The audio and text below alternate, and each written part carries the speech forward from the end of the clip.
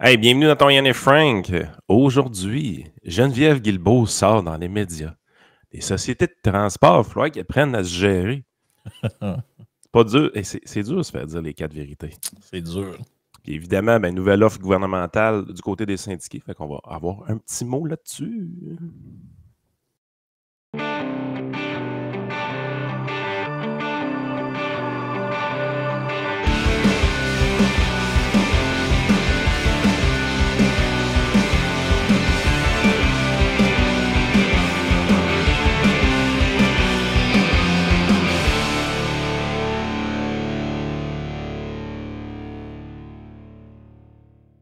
Écoute, la victime du jour aujourd'hui, là, je pense que c'est une des plus délicieuses que j'ai vues depuis un certain temps. Elle m'a quand même. Ça s'est même ramassé sur TVA Nouvelles, mais je l'avais vu avant passer sur TikTok parce que c'est une vidéo qui est devenue complètement virale. Là. Je vous la présente à l'écran. Je sens que ça va te faire rire, celle-là. Je l'ai ici. Une jeune diplômée est désespérée de devoir travailler. Un petit peu, je vais le mettre de même, on va mieux voir.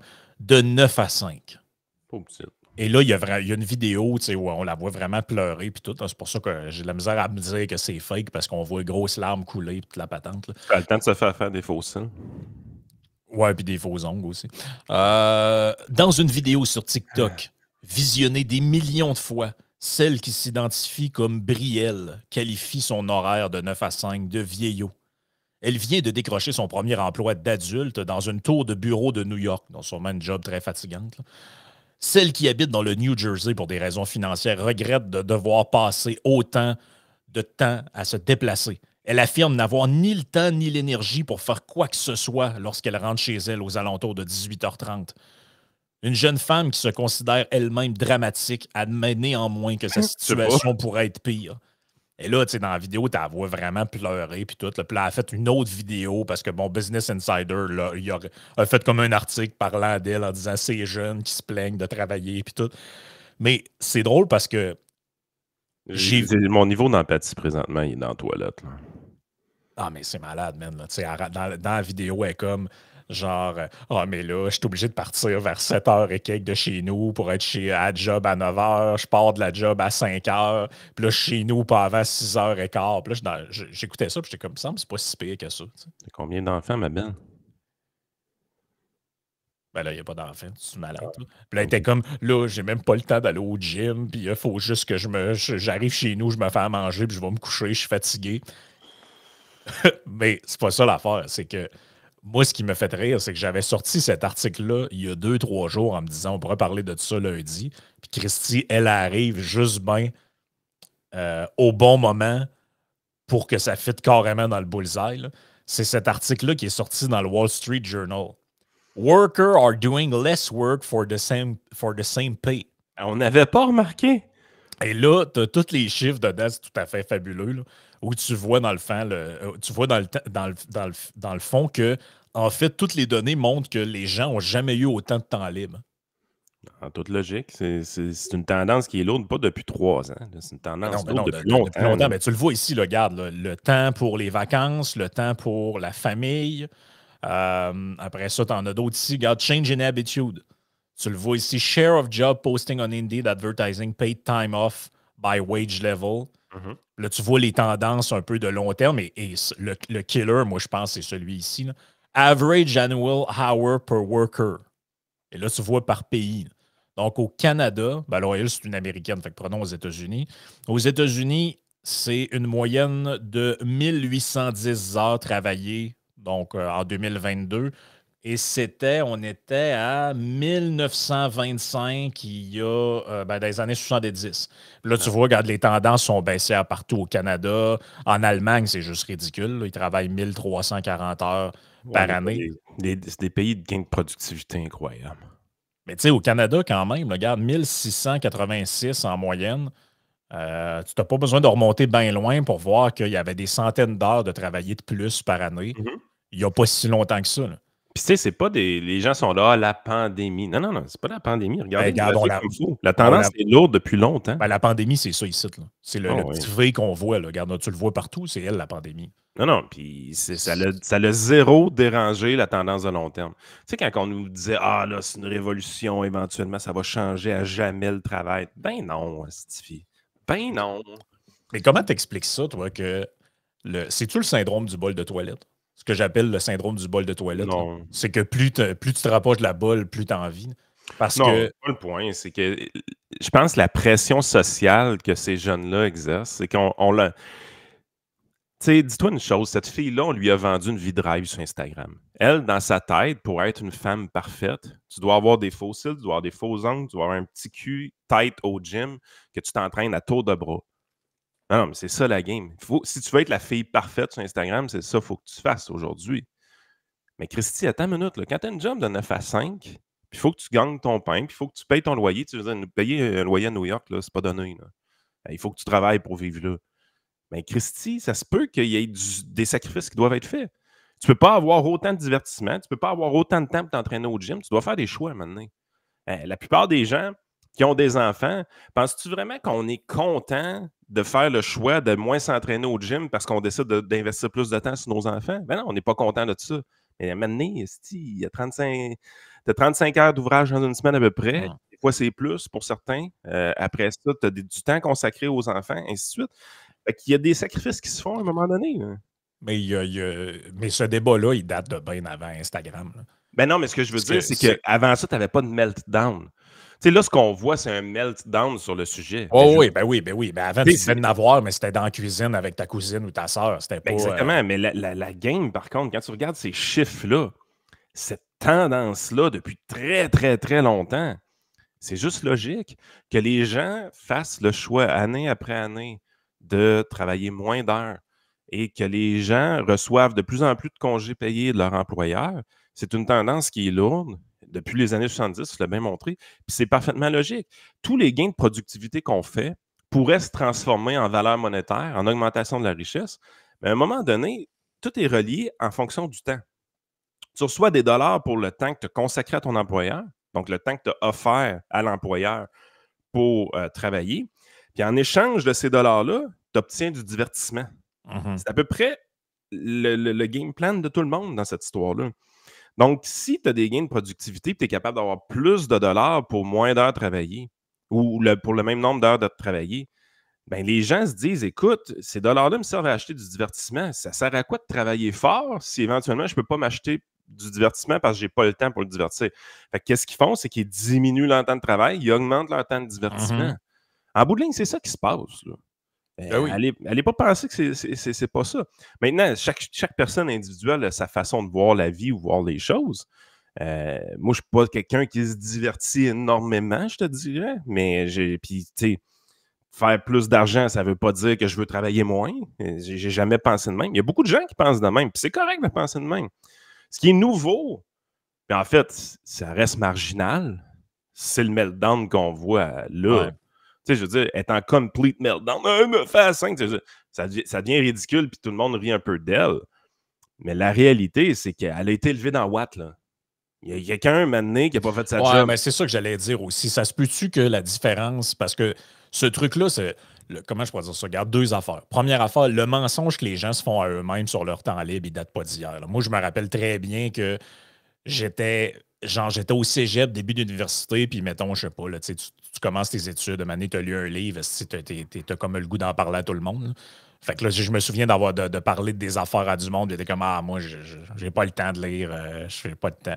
Mais Chris, ça écoute la TV 30 heures semaine. C'est pas que t'as pas le temps. C'est un choix que tu fais d'écouter la TV 30 heures semaine. Chris, à chaque fois que je te vois, tu me parles de 52 séries différentes, puis tu connais toutes les commerciales par cœur qui ont passé à la TV. As-tu vu l'annonce avec un tel? Fait que dis-moi pas que t'as pas le temps de lire. T'écoutes la TV, t'écoutes quasiment plus la TV que tu mets d'heures à travailler dans une semaine. Fait que tu sais, dis-moi pas que t'as pas le temps. Donc ça date pas d'hier. Par contre, j'ai l'impression que, parce que pour beaucoup de gens que je connais, qui ont vécu une adolescence où, genre, tu travaillais, là, tu faisais des jobs tough, là, puis tout, là, tu sais, regarde, moi, je dis pas ça pour me plaindre, là, mais quand j'étais ado, j'ai travaillé dans une bleuetière, là, c'est rough en esti, là. te lèves à 4-5 heures du matin, si tu ramasses des bleuets à 4 pattes dans le champ, puis après ça, tu travailles à la balance, tu prends des boîtes, 5 boîtes de 40 livres empilées une par-dessus l'autre, tu débarques ça de la boîte de pick-up, puis tu mets ça à peser. Après ça, j'ai lavé de la vaisselle dans des restaurants, à 15-16 ans, tout ça. Là. Quand tu arrives sur un autre job, après, tu es comme Chris, c'est smooth. Pareil, travailler dans la vie. Parce que ta job que tu faisais adolescent, c'était rough en Chris. Là. Tu te disais pas, j'ai envie de faire ça toute ma vie. Là. Fait que, moi, dans ma tête, à moi, quelqu'un qui pleure parce qu'il y a une job de bureau de 9 à 5, c'est qu'avant, elle travaillait pas au McDo puis elle pas. Non, c'est ça. Parce que si elle avait fait des vrais jobs fatigantes que tu peux faire quand tu es étudiant, là, des jobs de marde, là, travailler à piler de la planche dans une scierie ou des jobs rough là, que plusieurs gens ont fait. Là. Ah, puis avant, c'est le phénomène YouTube, toute cette affaire-là, dans le sens que, je veux dire, si tu arrives, tu passes ton temps à regarder des influenceurs. Regarde la vie de rêve des influenceurs. Ils font de l'argent avec leurs affaires et tout ça, mais ils travaillent pas, ce monde-là. Là. Hey, ça se filme en train de prendre leur petit déjeuner parfait. Ça prend le temps de se maquiller parfait. Ça fait son 2 heures de gym parfait. Ça fait. Mais oui, mais Christy, ils produisent 5 heures de contenu dans une semaine. Oh, puis la principale raison pourquoi vous les écoutez, c'est parce qu'ils sont cute, principalement. Là. C'est juste ça. Ils vous font rêver, ils voyagent à votre place, ils vous font donner des rêves qui n'ont pas rapport. Mais c'est juste ça la game. C'est normal de se lever à 7 heures le matin. Simonac, il me lève plus bonne heure que ça. Je fais pas pitié, là. Non, puis c'est ça. Là. C'est l'illusion aussi de pouvoir que tout fonctionne genre en faisant rien. Là. Mais on le voit nous autres même dans le monde du podcast. Là. Nous autres, on en produit en esti des affaires là, dans une semaine. Là. Puis le monde, ils payent, mais ceux qui sont sur Patreon, ils ont du contenu à se mettre sur la dent. Là. Il y en a, puis il y en a. Mais tu sais, il y a plein de gens qu'on regarde ce qu'ils font, puis c'est genre, suis-moi sur Patreon pour m'encourager. Là. Puis ça essaye de faire juste des shorts, puis des petits clips, puis tout ça, mais il n'y a pas de contenu. En fait, en arrière de ça, il n'y a pas de recherche d'actualité, il n'y a pas de revue de presse, il n'y a pas de... Il n'y a pas de genre je me bouge le cul pour avoir un invité, il n'y a pas de rien de ça. Là. Fait que c'est un peu de n'importe quoi tout ça. Là. Hey, on a finalement les infos de Joanne sur son site web, même avec une photo couverture de son livre. Ben oui, normalement, on est supposé venir faire un tour demain, là, Joanne. Fait que le livre que vous voyez, c'est Ces doutes qui dérangent l'apocalypse climatique vraiment. Mercredi 8 novembre, le lancement, 17h, la scène Le Bourgneuf à Québec. Soyez là. Évidemment, on va éplucher ça un petit peu plus en profondeur avec Joanne. Mais déjà là, 8 novembre, 17h, moi je vais être là, Frank va être là, évidemment. Joey, je lui ai pas demandé, mais mon gars, c'est qu'il va venir faire un tour sûrement. Fait que Joey va être là. Donc, on vous avait dit la date. Maintenant, vous savez un peu c'est quoi. C'est un livre que Joanne lance. Joanne est freak, là. Quand elle épluche un sujet, là, elle y va pas à moitié, là. Elle l'a lu, puis elle l'a lu, puis elle l'a lu. Il y a de la recherche là-dedans. Là. Comme disait Jean Perron, elle n'est pas allée avec le dos de la main morte. Là. Non. Je ne sais même pas si c'est lui qui disait ça, by the way, mais c'est juste, je trouve ça drôle que Jean Perron soit comme une nouvelle mascotte du podcast. On l'aime. Écoute, parlant de rêve qui n'a pas de bon sens, les sociétés de transport du Québec. Les autres, ils rêvent d'être profitables. Non, mais excuse-moi, tu écrit sur ton compte Twitter « Salut crosseur », mais on n'est pas loin d'être là. Non seulement ils sont pas capables de gérer des systèmes d'autobus, carrément incapables, mais en plus de ça, quand ils sont de l'opinion de la population, ils trouvent le moyen de crosser les chiffres. Ah, c'est l'enfer, ça. Hey, moi, j'en reviens pas de ça. Il y a des gens qui ont attaqué Jean-Marc Léger là-dessus. C'est pas lui là, le problème dans cette histoire-là. Lui qui a commandé le sondage, il a donné le sondage à la ville. C'est elle qui a exclu de l'interprétation des résultats. Exact. Parce qu'en gros, on va le dire aux gens, là, puis je vais vous passer une clip là-dessus. La Ville de Québec a fait un sondage sur la position des gens de la ville sur le tramway. L'acceptabilité sociale. L'acceptabilité sociale. Comme dans n'importe quel sondage, il y avait un 10 ou un 5 ça dépend d'un sondage à l'autre, mais dans ce cas-là, c'était 10 de gens qui répondent « Ne sais pas, j'ai pas d'opinion ». Et eux, ils ont pris ces gens-là, ils les ont exclus, et ils ont dit, dans le fond, parmi ceux qui ont répondu, 40% sont pour. L'affaire, c'est que dans un sondage politique, on fait ça tout le temps. Okay? Dans le sens que vous allez voter pour le PQ, les libéraux, du M, tout ça. Parce que sur le bulletin de vote, n'as pas l'opportunité d'exprimer l'option « je ne le sais pas ». Fait que si tu as 15 ou 20 d'indécis, ils font ce qu'on appelle une répartition des indécis. Mais le chiffre que tu vois passer partout, les indécis sont répartis, ils ne sont pas supprimés. Là. Non, en fait, c'est répartition des indécis, tu te trouves à supprimer les indécis d'une certaine façon. Ils ont appliqué la même méthode pour un sondage comme ça. Sauf que là, c'est un sondage d'acceptabilité sociale. Ce qu'on veut savoir, c'est pas pour qui tu vas voter à une élection ou est-ce que tu n'as pas l'option de dire « je ne sais pas ». Ce qu'on veut savoir, c'est il y a combien de gens qui sont réellement enthousiastes avec votre projet de marde. C'est ça la game. Fait que là, tu ne peux pas exclure les indécis dans cette histoire-là. Puis surtout, si tu veux mesurer une tendance, c'est ça c'est le gros bug dans l'histoire, c'est qu'on voulait avoir la tendance de si ça progressait ou si ça diminuait. Plus on avance dans le projet, plus ça régresse. Et surtout que les sondages préalables, on n'avait pas exclu les indécis. C'est ça l'affaire dans la présentation des résultats. Donc, quand la Ville a présenté ses résultats l'année passée, il était inclus dedans. Donc là, pour montrer qu'en gros, c'était juste passé de 42 à 40, il a fallu qu'ils les enlèvent. Parce qu'en fait, le vrai chiffre, c'est pas 40, c'est 36. Fait que tu veux montrer une tendance, mais avec une méthodologie tronquée de sondage en sondage. Ça marche pas. Il faut que tu aies la même méthodologie si tu veux faire des comparatifs. Tu sais, entre toi et moi, Yann, là, quand tu demandes à quelqu'un s'il est pour quelque chose puis il répond « je le sais pas », là. Ça, c'est-tu plus. Tu sais, quand tu disais. Il est moins beau que contre. Là. Quand les gens qui sont sur les réseaux de rencontres, là, et sur Tinder, tu as un match avec une fille, puis tu t'es dit, ça te tenterait-tu d'aller, je sais pas moi, au Houston, ou ça te tenterait-tu d'aller à telle place, manger, ou prendre un verre, tout ça, puis elle te répond, je le sais pas. Ton chien est mort. D'après moi, t'es mieux de passer à swiper quelqu'un d'autre. Là. Je le sais pas, en général, quand tu demandes l'avis de quelqu'un sur ce que ça y tente, là, c'est plus non que oui. Mais c'est extrêmement malhonnête ce qu'ils ont fait. Ben oui, c'est malhonnête. Puis regarde, on va le donner à Radio-Canada parce que c'est les. Ben, en fait, regarde, allons-y. Tu sais le feeling que j'ai eu, moi? J'ai l'impression. Tu sais, Radio-Canada, ils ont leurs défauts, ils ont leurs biais.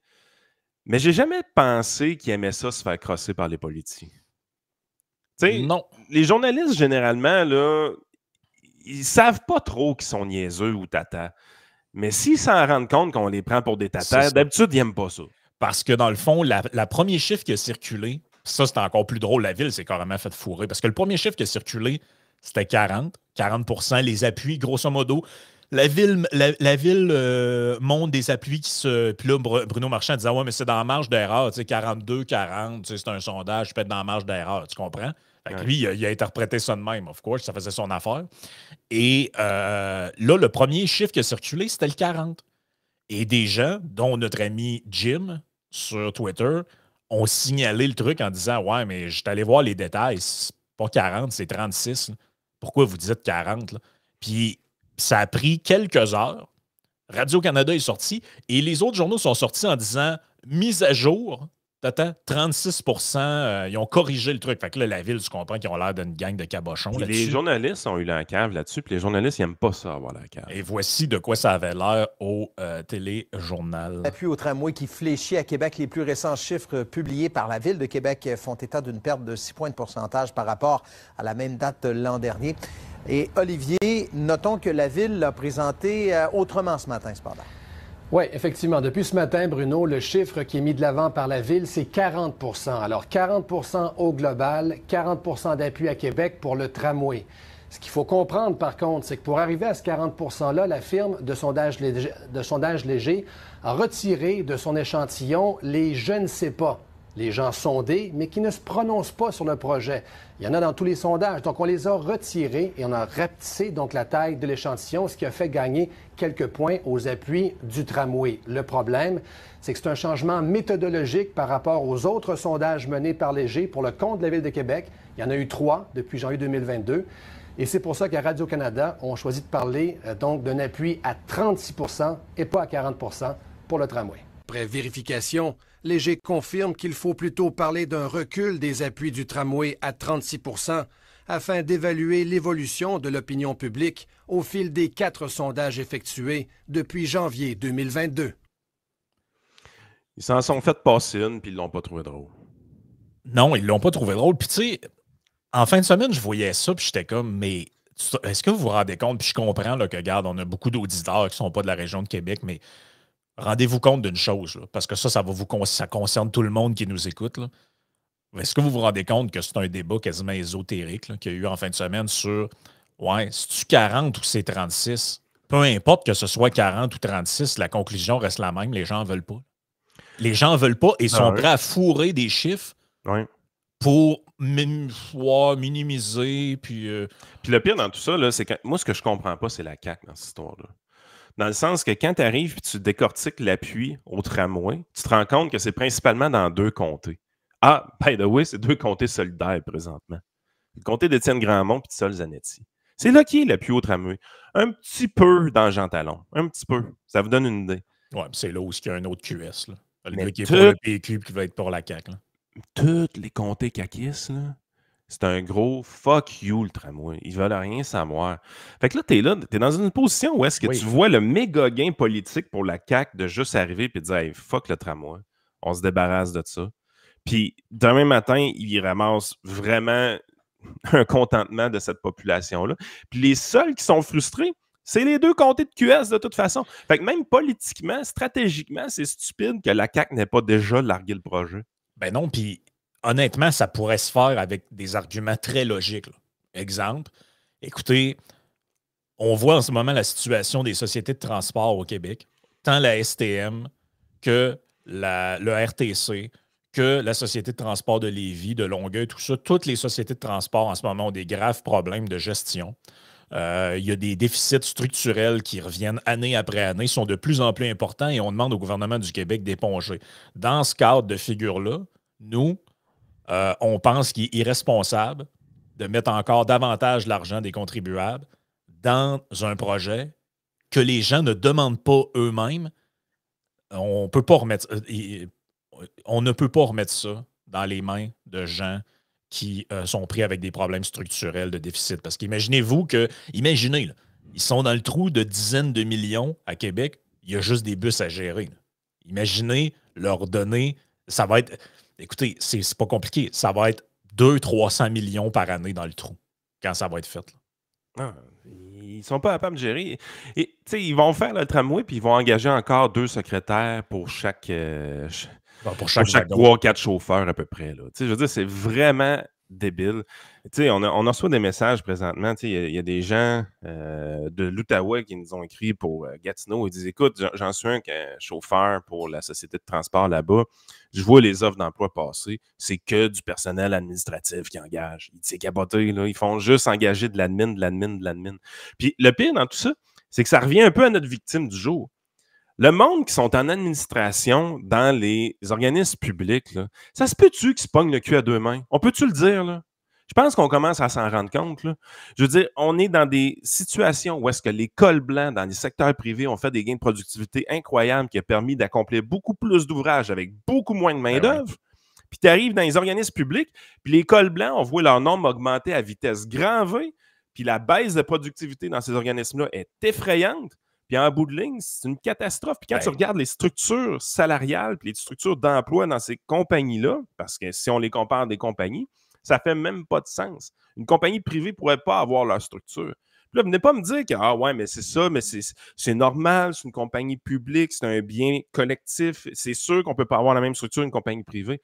Christy, c'est pas le point, les amis, là. Tu n'es pas censé... Je vais redonner les chiffres pour la Société de transport de Québec. Pour 11 employés, vous avez 6 chauffeurs, 3 secrétaires, 2 mécaniciens. C'est-tu normal, ça? Ben non, c'est pas normal. Écoute, regarde, c'est directement dans le sens de ce que tu viens de dire. On avait parlé la semaine passée, mais je pense que mettre les chiffres, c'est important de le faire. L'effectif de la fonction publique fédérale. Et là, ce le plus drôle là-dedans, là, c'est que tu vois clairement l'effet Trudeau, tu le vois. Là. Regarde ici. Là. 2010, on est à 282 000. Ça, on est encore dans l'ère Harper. Regarde, là, on descend à 278, 262, 257. On arrive à 2015. Qu'est-ce qui se passe? On repart à hausse. C'est quand la dernière fois qu'on a vu ça au provincial, des effectifs de fonction publique diminuer? Je pense pas. Il va falloir remonter à René Lévesque. Là. Ah non, mais c'est impressionnant. Là. Je veux dire, quand on vous disait qu'Harper était bon, puis la raison pourquoi on a pu se payer Trudeau, c'est Harper. Là. Ben oui, regardez, on passe de 282 000 employés en 2010 à 257 034 en 2015. Ouais, mais Frank, il donne la main à ses enfants, il est un peu froid, il est robotique. Ben Chris, ramenez-moi un gars froid, je m'en sac. Ne me dérange pas que le gars soit fret, sacrément. Il y avait moins de fonctionnaires d'année en année. Ben oui, puis regarde, c'est dans tout. Là. Après ça, on voit, regarde, les organismes, ça a baissé. L'administration publique centrale, donc le gouvernement comme tel, là, on était à 216 000, on a descendu à 195 000. Et regardez, là, ça, c'est le début de Trudeau. 258, 262, 273, 287, 300, 319, 335, 357. 100 000 de plus. Il va finir son mandat, le ciboire, on va être rendu à 400 000. Pour aucun service de plus. Mais c'est ça qui est plus débile dans toute l'histoire, c'est qu'on a des files d'attente au ministère de l'Immigration pour accepter des nouveaux immigrants. Pas capable d'avoir un passeport. C'est capoté. Moi, dans notre job, là, pendant un temps, les régimes d'épargne-études, les parents ont besoin d'avoir leur numéro d'assurance sociale. Il y a eu un temps où est-ce que c'était interminable le temps que les numéros d'assurance sociale des nouveaux-nés rentrent.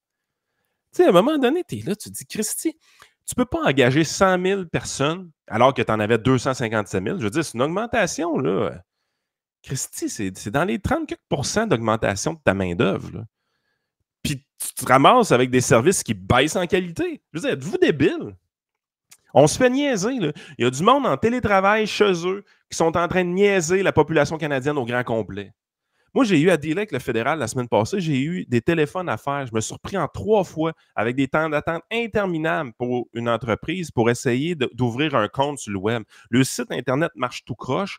Puis, Christy, tu te croises les doigts de ne pas tomber sur un employé qui va te transférer à quelqu'un d'autre puis qui va se tromper de numéro. Pourquoi je dis ça? Ça m'est arrivé 3 fois. Tu pognes un employé, tu expliques ton problème, il dit ouais, ça c'est tel département. Il te transfère, tu pognes un nouveau département, il dit mais nous autres, on ne fait pas ça, c'est de quoi tu parles? C'est l'autre département. Puis il dit je vais te donner le numéro de téléphone ou appeler. Il te donne un numéro de téléphone, il te donne exactement le numéro de téléphone de la première personne à qui tu as parlé, sacrément. On se fait niaiser. Ils brassent le sauce à spaghetti en télétravail. À un moment donné, il va falloir le faire, le ménage. Ouais, puis by the way, ça c'est de l'aveu même des gens, parce qu'on dans nos auditeurs, on en a plein. Là. On en a plein là, qui nous écoutent, qui travaillent pour le gouvernement fédéral, le gouvernement provincial, et qui nous le disent gaiement. By the way, je travaille 2 heures par jour, je pourrais tout faire ce que je fais en une journée, mais on me dit que telle affaire, ou encore le classique, je me suis fait caller par des collègues de travail, puis ils m'ont quasiment menacé parce que je travaillais trop, fait que depuis, je me pogne le beigne un peu. Là. Écoute, là, on se fait niaiser. Là. Oui, on se fait niaiser. On se fait niaiser. Là. Et là, écoute bien, parce que Geneviève est rough des fois. Là. Donc, Guilbeault n'a pas dit ce que je t'ai dit tantôt, mais pas loin de ça. Là. Donc, je l'amène à l'écran. Moi, en tout cas, si j'étais les villes, j'éviterais de me pincer avec cette madame-là. Là, parce qu'il y a fort à parier que ce sera la numéro 2 du régime en plus. Là, fait que, et voici ce qu'elle avait à dire. Bien, je l'ai dit, moi, on a proposé, et tout le monde a embarqué, de coordonner un comité qui porte spécifiquement sur les mesures d'optimisation. Et tous les élus que j'ai rencontrés depuis 10 jours maintenant, à peu près 2 semaines qu'on est là-dedans, sont tous d'accord. Et d'ailleurs, dans l'offre que j'ai faite pour cette année, il y a une partie des montants pour éponger le déficit qui vont venir de l'optimisation. Et ils sont tous d'accord là-dessus. Et moi, je pense que, tu sais, puis encore là, vous me demandez à moi, est-ce qu'on devrait fermer le métro? Est-ce qu'on devrait couper dans le gras? Est-ce qu'on devrait renvoyer des gens? Est-ce qu'on devrait geler des salaires? C'est pas moi qui décide. Il y a un président à la STM qui est un élu, qui fait partie de l'équipe de la Ville de Montréal. Alors, ce sont eux qui prennent ces décisions-là. Donc, c'est pour ça que je vous dis que c'est un peu étrange. Moi, j'ai rien à voir dans les décisions, dans les opérations. C'est tout géré ailleurs. Les décisions sont prises ailleurs. Et là, quand il y a un déficit, on s'attend à ce que moi, je vienne le payer, ou j'en paie 75 %. Imaginez-vous. Vous voyez les revendications qu'on a, nous, par ailleurs, sur les choses qui nous concernent directement, nous, là. Le Front commun, les négociations qui sont en cours avec le secteur public. On a déjà énormément de dépenses au gouvernement. On a déjà des postes budgétaires. Je ne sais pas si vous comprenez entre les lignes, là, mais en gros, elle dit on n'a pas une crise de scène. Hey, ils sont fourrés. C'est quoi que je dis depuis des semaines, si ce n'est pas des mois? Au fédéral, ils vont manquer d'argent, mais là, il en manque. Au provincial, il manque d'argent présentement. On l'a vu dans le dernier budget. Ils sont fourrés, eux autres aussi. Ben oui. Ben, qu'elle arrêtait d'aller têter mamelle en haut, là, puis à un moment donné, faites votre ménage dans votre propre cour. Ben oui, c'est carrément ça, là. Important en termes justement de prestations de services aux citoyens et tout ça, est-ce qu'on doit en plus éponger des déficits d'organisations qui ne relèvent même pas de nous? Je pose la question parce que c'est tout le même argent. Moi, quand on me dit que les citoyens ne peuvent plus se permettre de payer, bien, c'est moi qui paie, c'est le même argent des mêmes citoyens. Donc, tu sais, il faut juste voir, là, si on met tout l'argent dans des déficits de sociétés de transport, on le prend où? Je coupe où? Dans le logement? Dans les services publics, dans la santé publique, dans les équipes mixtes qu'on paie à Montréal pour avoir des ressources psychosociales avec les policiers de Montréal. Je la déteste pas, elle, sérieux. Moi, j'aime ça quand même. Là. Un petit coup de fouette de même. Là, ouais, mais elle a une candeur que peu de politiciens ont. J'y donne ça. On est capable d'avoir pendant la pandémie, mais c'est parce que, en fait, ça... Geneviève Guilbeault, c'est un peu une genre de... Comment je pourrais dire ça? C'est un peu une genre de Milan Lucic dans le temps qui était bon. Tu sais, c'est genre Taïssa jouer ou genre Brad Marchand. C'est mieux encore. Brad Marchand, quand tu joues contre, tout le monde l'haït. Mais quand il est de ton bord, t'es comme moi, le petit fatigant, c'est agréable à voir dans son équipe. Fait que, elle a raison là, dans ce qu'elle dit. Là. Elle dit, écoutez, là, tout le monde veut de l'argent. Vous autres, vous avez des trucs déficitaires. Vous ne voulez pas que le gouvernement le gère. Vous voulez les gérer vous autres mêmes, mais vous n'êtes pas capable de les gérer. Puis quand vous vous rendez compte que vous n'êtes pas capable de les gérer, vous voulez qu'on allonge l'argent. Mais Montréal, si vous voulez qu'on paye votre déficit structurel de centaines de millions de dollars pour votre système de transport en commun, l'argent, je la prends où? Est-ce que je la coupe dans vos patentes que vous voulez? Est-ce que j'enlève les policiers que vous voulez pour l'itinérance? Qu'est-ce qu'on fait? Mais il n'y en a pas de réponse à ça. Clairement, la réponse, c'est qu'ils veulent de l'argent. Puis c'est exactement, ils veulent rien d'autre qu'avoir du cash, puis pas de compte à rendre.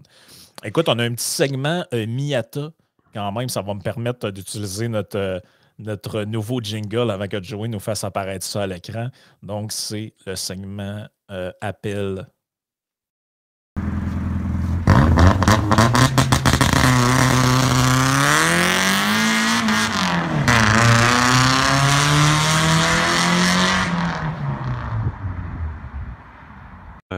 L'appel de la Miata. C'est PSPP. Ah non, puis là, je pense qu'il était de mise. Parce que...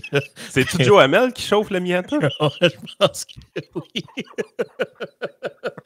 Fait que PSPP, écoute, il nous a expliqué ça. Là, dans un Québec souverain, là, hey, les gens, là, ça va être incroyable.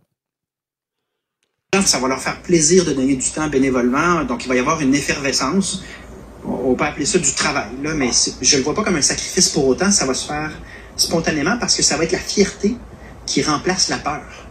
Attends un peu. Là, j'ai tout compris que pour balancer son budget, lui-là, il a besoin qu'on donne des heures bénévoles au gouvernement du Québec. Là. Le gouvernement du pays veut des heures bénévoles de ses citoyens pour faire la transition. Là. J'ai-tu compris ça, moi, là?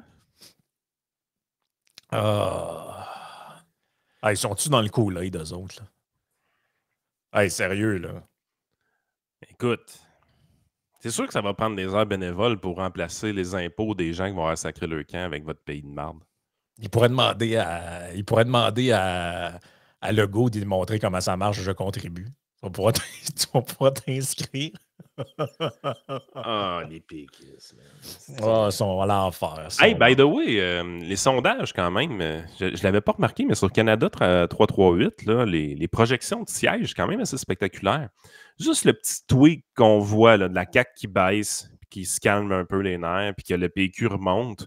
Juste ce tweak-là, parce qu'on se ramasse avec un PCQ qui bouge à peu près pas depuis l'élection. Il y a une petite remontée, là, honnêtement. Oui, exact. Mais ce tweak-là fait en sorte que si on refaisait l'élection demain matin, les péquistes, ils ne pourraient pas faire le référendum, ils seraient à 11 députés. Mais le PCQ est à 4 députés, pareil. Ouais. Ben écoute, regarde, on va le montrer, les résultats, puis on en parlera sur la partie Patreon. Et tu voulais parler d'un documentaire que tu as écouté hier, que tu as regardé. Ça fait rire les Français quand on dit écouter quelque chose quand il faut le regarder. Fait que tu as regardé un documentaire sur GameStop. Ouais. Donc, ça sera intéressant, je pense, d'en parler dans la partie Patreon. Donc, ça s'appelait GameStop Rise of the Players. Donc, yes, on en parle dans la partie Patreon.